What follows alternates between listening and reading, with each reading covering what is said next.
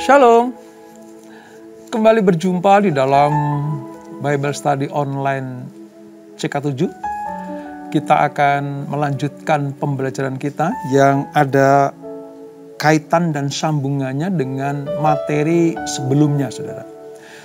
Kalau materi di Ulangan pasal 12 itu berbicara tentang satu tempat ibadah. Nah, sekarang di Ulangan 13 ini berbicara tentang jangan ada orang-orang yang berhasil membujuk umat Tuhan supaya beribadah kepada ilah-ilah lain.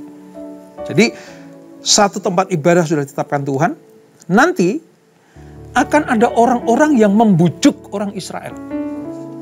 Ada orang-orang yang mengiming-imingi sesuatu supaya mereka tidak beribadah kepada Allah di tempat yang Tuhan sudah tentukan. Nah, seperti apa bujukan mereka? Siapa saja golongan-golongan orang yang membujuk orang Israel supaya beribadah kepada ilah-ilah lain? Kita akan baca, kita akan pelajari, kita renungkan, dan kita akan ambil manfaatnya. Mana yang sesuai dengan kehendak Allah kita lakukan, yang tidak sesuai dengan hukum-hukum Allah kita tidak lakukan. Kita minta Tuhan mengurapi kita. Kita sembah Dia, saudara. Kita masuk dalam hadirat-Nya. Oh Yesus, Tuhan, kami sanjung, kami sembah Engkau ya Tuhan. Ora-lara-baya, lara-baya, lara-baya. Ora-lara-baya, lara-baya, lara-baya.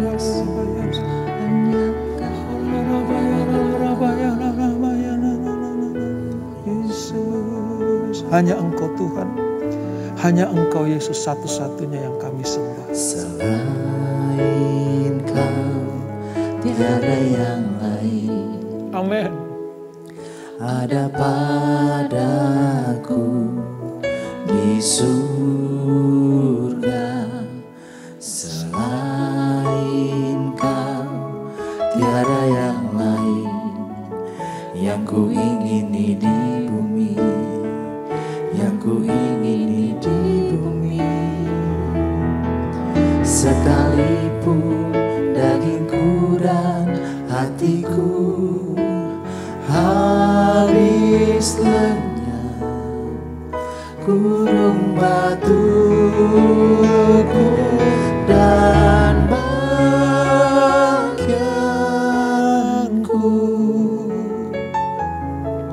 tetaplah Allah selama-lamanya. Ini ikrar kami ya Tuhan. Ini ikrar kami. Selain Kau tiada yang lain. Ada padaku di surga. Selain Kau tiada yang lain. Yang ku ingini di bumi, yang ku ingini di bumi. Sekalipun dagingku dan hatiku habis lenyap, gunung batuku dan bagianku, tetaplah selama-lamanya. Sekalipun dagingku dan hatiku habis lenyap, gunung batuku dan bagianku,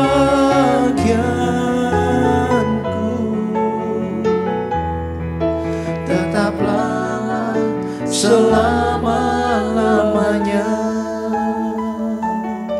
Sekalipun dagingku dan hatiku habis lenyap, gunung batuku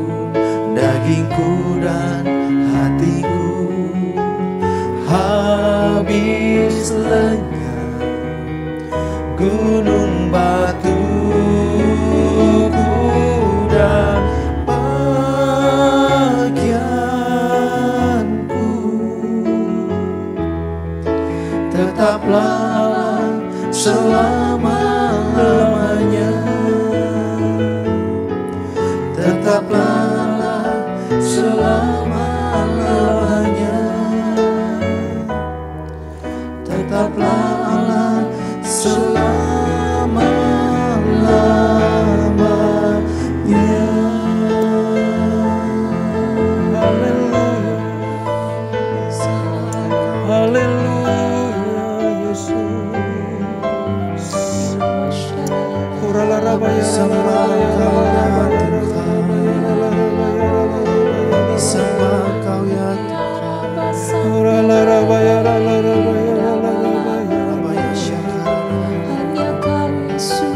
Hanya Engkau satu-satunya Allah kami, yang kami kenal di dalam Yesus Tuhan. Kami sembah Engkau Tuhan selama-lamanya. Hanya Engkau Yesus, hanya Engkau Tuhan. Sungguh hanya Engkau Tuhan, hanya Engkau satu-satunya Allah kami. Hanya Engkau Yesus.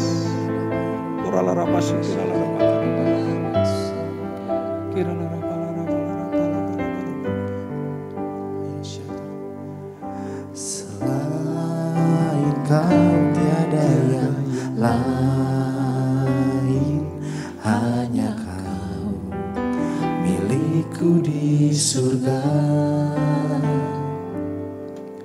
Sekalipun dagingku lenyap, hatiku lelah tak berdaya. Ku sembah Engkau, Allah yang perkasa.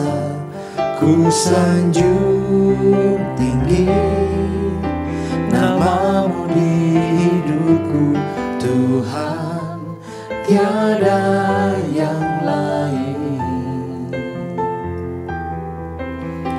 Hanya Kau satu di hatiku. Terima kasih Tuhan, terima kasih Yesus.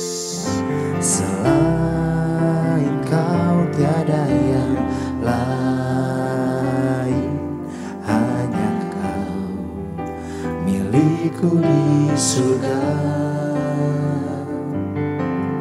Sekalipun dagingku lenyap, hatiku lelah tak berdaya.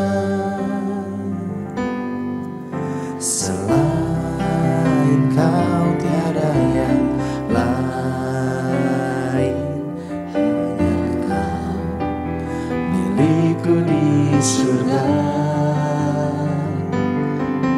Sekalipun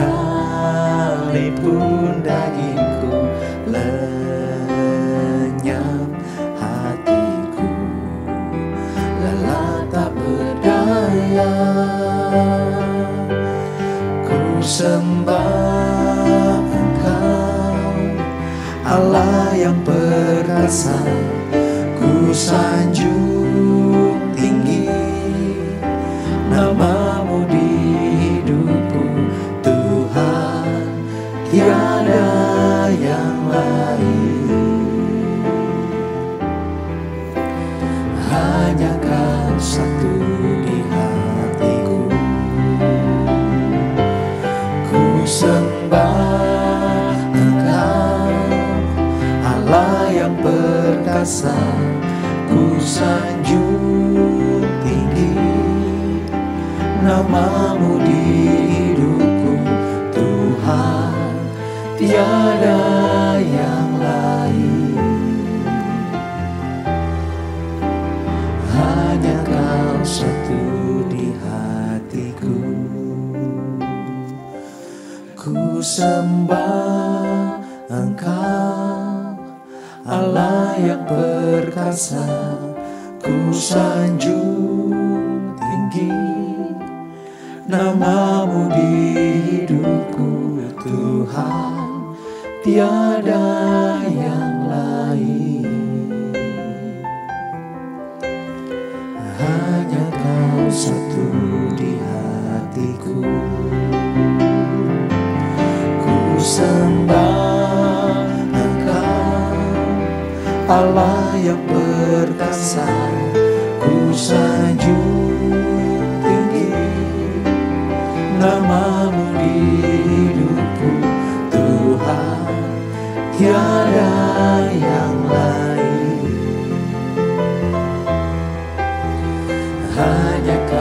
satu di hatiku. Yes Lord, hanya Engkau satu-satunya Ku Allah yang sembah Engkau, Allah yang perkasa.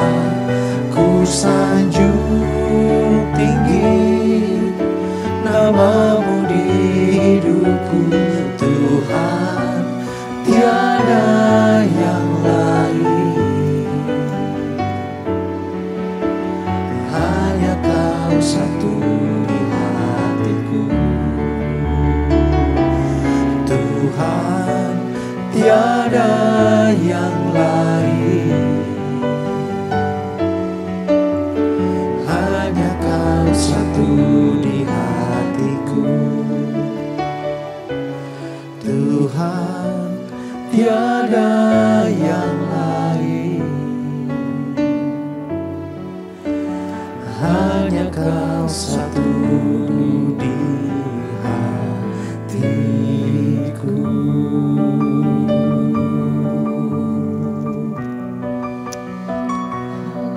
Seperti pujian yang kami naikkan hari ini Tuhan, selain Kau tiada yang lain. Demikianlah apa yang akan kami pelajari, kami baca, kami renungkan, dan kami lakukan. Seperti perintah-Mu kepada bangsa Israel, supaya mereka tidak menyembah berhala atau beribadah kepada ilah-ilah yang lain. Dan inilah deklarasi iman kami. Hanya Engkau yang kami sembah. Hanya Yesus yang kami puji. Hanya Tuhan Allah Israel, Allah Abraham, Ishak dan Yakub, yaitu Allah yang kami kenal dalam nama Yesus Kristus itu, yang kami sembah, kami puji, kami layani. Terima kasih Bapa untuk hadirat-Mu, terima kasih untuk lawatan-Mu. Dan jika sebentar kami akan melanjutkan pembelajaran kami, urapi kami Tuhan, urapi hamba-Mu, supaya kami mengerti sungguh apa yang Tuhan suruh umatnya lakukan, dan kami melakukannya dengan taat dan setia. Terima kasih Bapak. Di dalam nama Yesus, mari yang siap belajar firman Tuhan sama-sama kita katakan amin. Saudara, kita akan membuka dan membaca dari Ulangan pasal yang ke-13. Alkitab saya Perjanjian Lama halaman sekitar 207. Nah, sebelum kita baca saudara, saya mau jelasin lebih dahulu seperti ini. Ingat kemarin kita sudah belajar tentang satu tempat ibadah. Sekarang Tuhan memerintahkan bangsa Israel supaya mereka tidak terbujuk oleh rayuan-rayuan orang-orang yang tidak bertanggung jawab, supaya mereka menyembah Allah, ya, beribadah, membawa korban sembahan ke tempat-tempat yang Tuhan tidak tunjuk. Nih, mereka pakai bujuk rayu. Bahkan kedudukan mereka itu orang-orang yang dipercaya. Orang-orang yang kenamaan, saudara. Nanti Alkitab akan menunjukkan seperti itu. Nah, ada 3 golongan yang akan kita pelajari. Ya, yang pertama itu golongan nabi-nabi, ya, termasuk pengajar-pengajar, ahli-ahli Taurat, ahli-ahli kitab suci, yang membujuk rayu bangsa Israel untuk beribadah atau tidak menaati secara sungguh-sungguh firman Allah. Ini golongan yang pertama, para nabi. Nabi yang tidak benar tentunya. Yang kedua, saudara serumah, ya, keluarga. Tidak semua keluarga itu sepakat dengan firman Allah yang disampaikan oleh Musa kepada bangsa Israel. Ada juga mereka yang akan membujuk supaya sudah di sana saja. Ya. Agama sana itu menjanjikan loh, agama sana itu wah cespleng loh doanya, kira-kira seperti itu. Tapi itu melanggar titah Tuhan. Lalu yang ketiga, golongan yang kedua adalah siapa saja orang-orang sekeliling kita. Orang-orang mungkin orang terdekat kita yang ada di kantor, yang ada di tempat kerja, ya, tempat sepermainan misalnya, komunitas kita yang membujuk kita untuk keluar dari ketetapan Allah ini. Nah, mari kita lihat saudara, 3 golongan ini diperingatkan oleh Tuhan kepada bangsa Israel, jangan sampai kamu termakan bujuk rayu mereka. Mari kita lihat yang pertama, nabi saudara. Perhatiin ya, nabi loh. Ya. Ayat 1, sampai dengan ayat yang ke-3. Demikian firman Tuhan.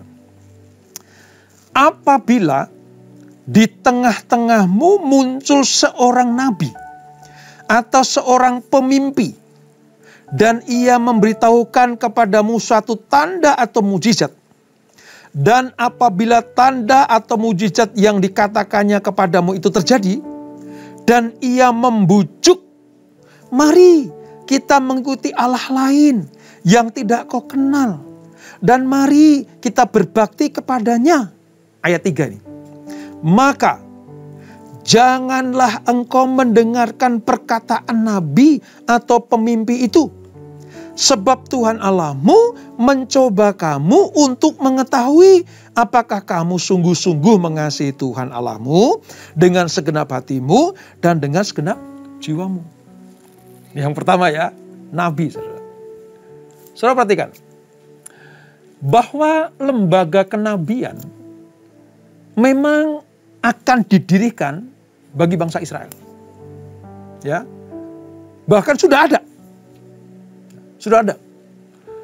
Penyingkapan Allah kepada para nabi ini akan dilaksanakan oleh apa?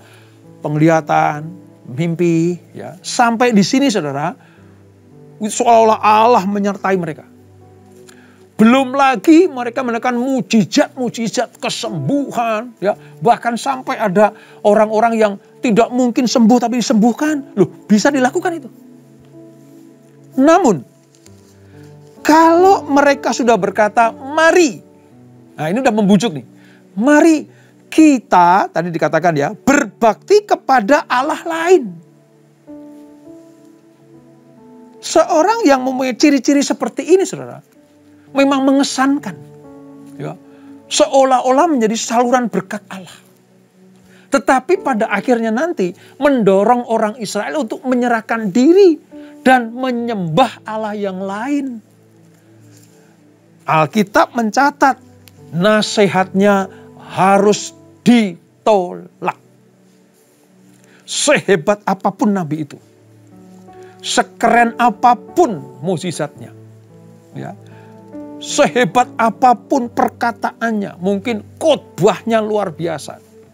Tetapi kalau itu membujuk untuk menyembah ilah lain, nah, kalau dulu jelas menyembah ilah lain itu ya ilah-ilah atau berhala-berhala yang lain. Tapi zaman sekarang ini Saudara, ilah lain bisa berupa apa?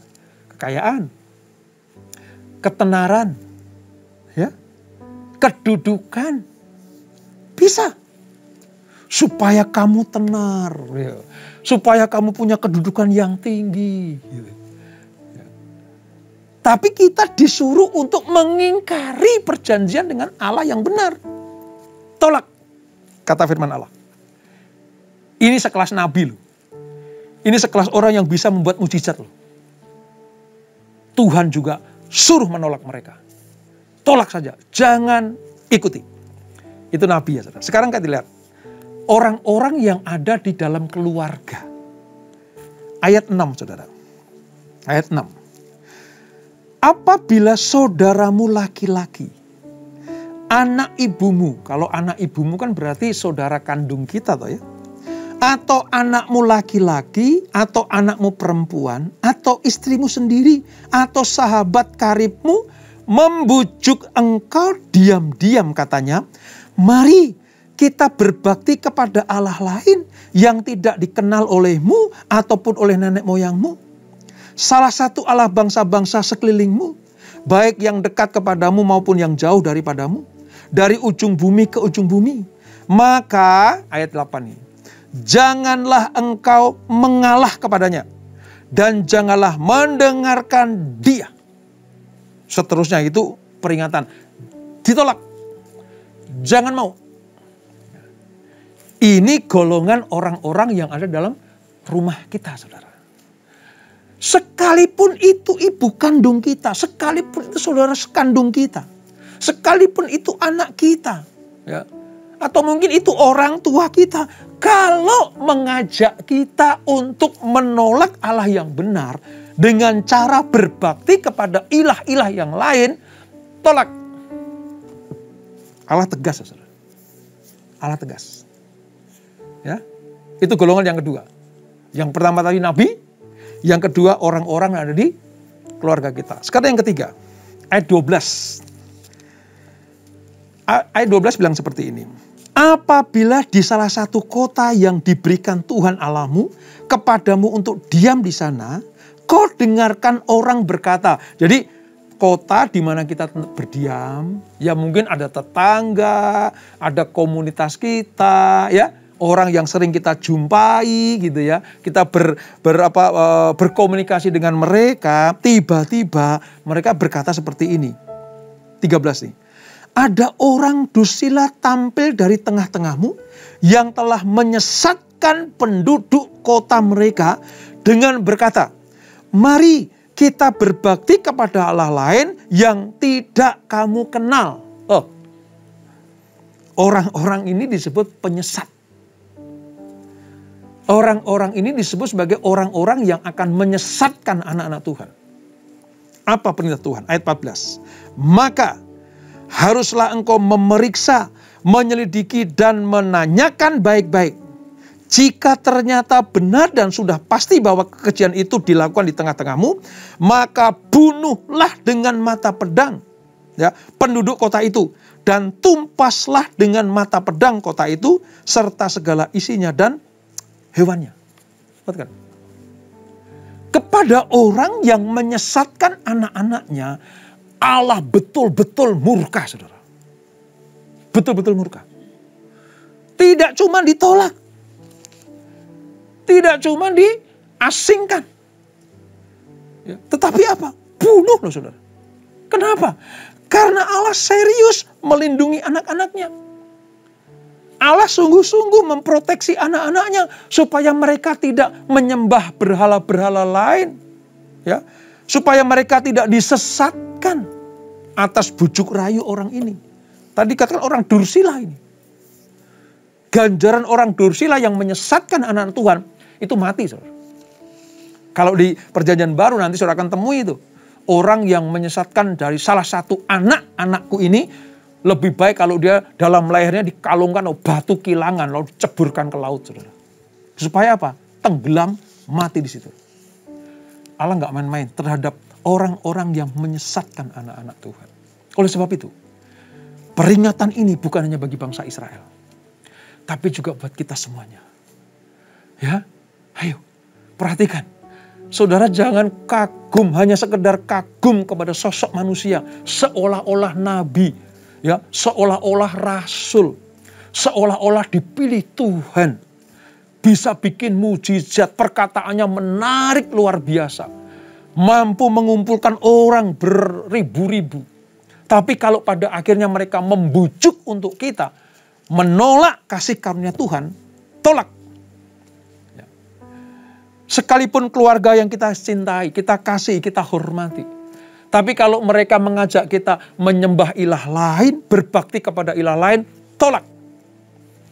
Apalagi kalau ada orang yang menyesatkan iman kita. Ya kalau dulu disuruh bunuh. Tapi kalau sekarang apa artinya? Jauhi. Tolak. Usir dengan keras. Supaya apa? Supaya kita terlindungi dari bujuk rayu.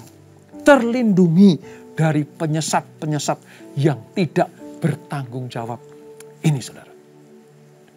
Jangan mendengarkan perkataan Nabi itu ayat 3 tadi. Ini artinya apa?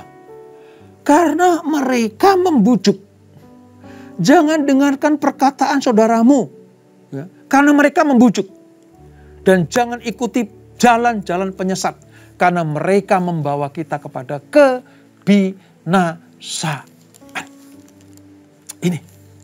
Nah, fenomenanya saudara. Kalau zaman sekarang ya fenomenanya begini saudara. Beberapa hal yang perlu kita perhatikan. Allah, Tuhan kita, kadang-kadang akan menguji kesungguh-sungguhan kita. Apakah kita mengasihi Tuhan? Apakah kita menyerahkan sepenuhnya diri kita kepada Tuhan dan firman-Nya? Allah sedang menguji itu. Kalau ada orang-orang yang membujuk kita, kalau ada orang-orang yang menyesatkan kita, Allah sedang menguji kita. Kamu kuat enggak? Tuhan masih izinkan orang-orang seperti ini hidup, saudara. ada di tengah-tengah kita. Tujuannya apa? Supaya kita tahan uji. Kadang-kadang Allah menguji kita itu seperti itu. Membiarkan muncul orang-orang yang mengatakan berbicara atas nama Tuhan. Disertai dengan tanda dan mujizat. Wah, pengurapannya luar biasa. Nubuatannya kadang tertepati gitu. Kira-kira seperti itu. Ya, dia bisa melihat masa depan. Ya, melakukan mujizat-mujizat dan tanda-tanda heran yang ajaib. Gitu. Akan tetapi, ya, dalam waktu yang bersamaan mereka memberitakan Injil yang lain.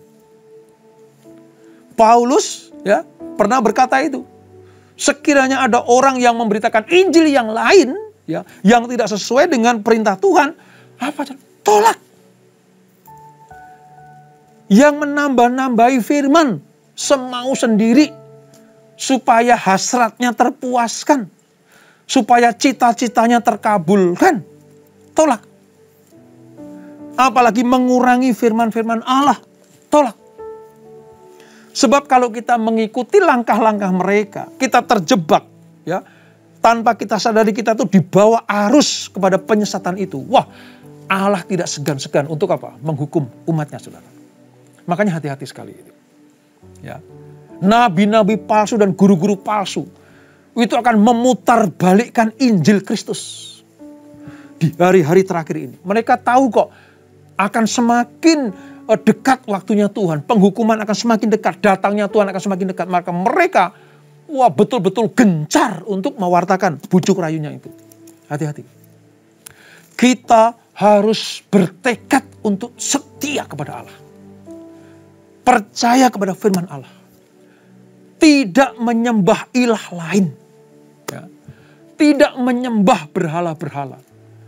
Hanya demi kesuksesan, ketenaran, harta benda, kedudukan. Jangan, saudara. Ini bujuk rayu mereka. Dunia menawarkan kenikmatan dengan segala kemewahannya.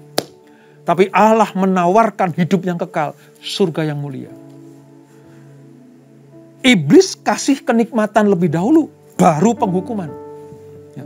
Tapi Allah memberikan sebuah ajaran dulu, peringatan dulu, ya, padang gurun dulu, baru nanti kenikmatan, yaitu glorifikasi. Jangan ambil yang enak-enak dulu sesuai dengan kedagingan kita, saudara. Tapi nanti akhirnya binasa. Tapi ambillah sanctifikasi Tuhan itu. Jalani padang gurun kita. Taat dan setia, kerjakan keselamatan. Dan yang utama, jangan dengerin bujuk rayu iblis. Mereka teriak dengan keras-keras, ini loh kenikmatan, ini loh kesuksesan, ini loh ketenaran, ini loh kekayaan. Hati-hati. Allah tidak melarang kita kaya. Tuhan tidak melarang kita untuk mendapatkan berkat yang berkelimpahan. Wong itu disediakan kok. Tapi itu jangan jadi ukuran satu-satunya. Iblis tahu kesukaan manusia itu apa. Iblis mengerti tujuan hidup manusia di dunia itu seperti apa. Ya tadi kenikmatan, kekayaan sementara ini. Ya, ketenaran sementara ini.